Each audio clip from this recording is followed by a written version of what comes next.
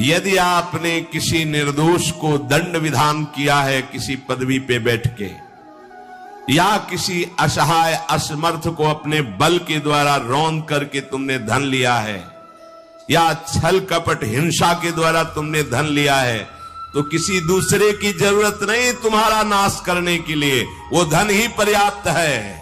जो धन तुमने लिया है तुम्हें किसी दूसरे दुश्मन की जरूरत नहीं, वो धन ही तुम्हारा सर्वनाश कर देगा। देख लेना, खुद अनुभव कर लेना। इसी जीवन में तुम्हें अनुभव होगा कि मैंने बहुत गलत किया है। मरते समय तक तुम्हें बोध हो जाएगा कि तुमने क्या किया है।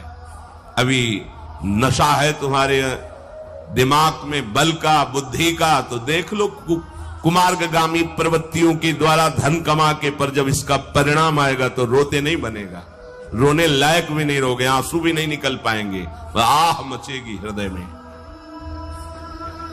वो अपनी परिवार के पोषण के लिए इतना जलने लगता है कि तरह तरह की पाप की कमाई करके परिवार को सुखी करना चाहता है।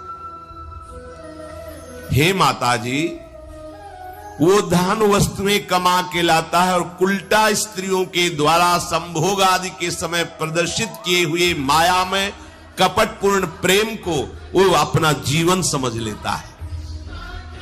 बालकों की मीठी मीठी तोतली बानी में वो इतना फंस जाता है कि दुख प्रधान कपटपूर्ण कर्म करके उनकी कामनाओं को पूर्ण करना चाहता है।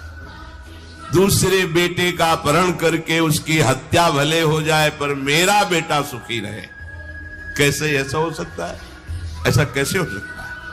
अगर किसी को तुमने 100 आंसू गिराए हैं तो 10,000 आंसू तुम तैयार रखो, तुम्हारे लिए 10,000 आंसू गिरेंगे।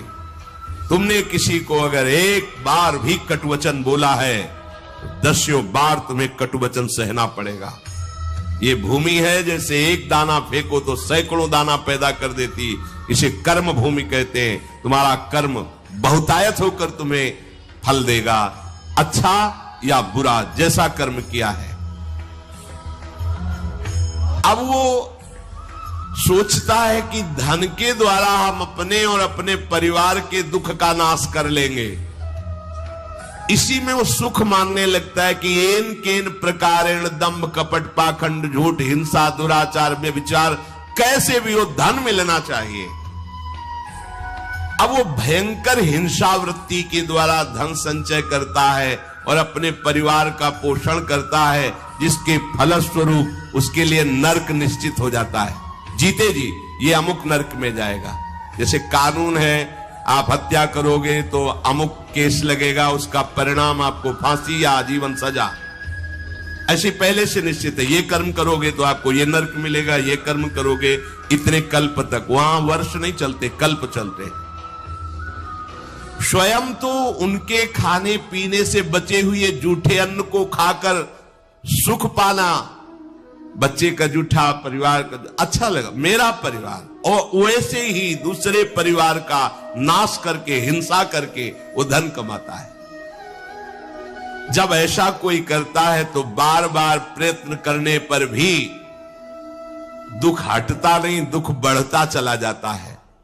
लोभवश वो इतना अधीर हो जाता है कि उसे जीवन भार लगने लगा। अब क्या करूं, कैसे करूं? क्योंकि अधर्म के द्वारा कमाया हुआ धन कभी शांति प्रदान नहीं करता, सदैव दुख बढ़ाता रहता, विपत्तियां बढ़ाता रहता है। मंद भाग्य, मंद बुद्धि वाला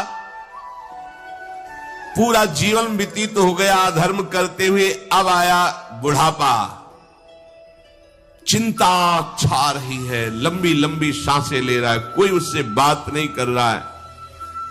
जिनका पालन पोषण किया है वही पुत्र परिवार उसको देखना भी पसंद नहीं करते। खूब खास के थूकता है बुढ़ा, घर के बाहर सब गंदगी फैलाए हैं।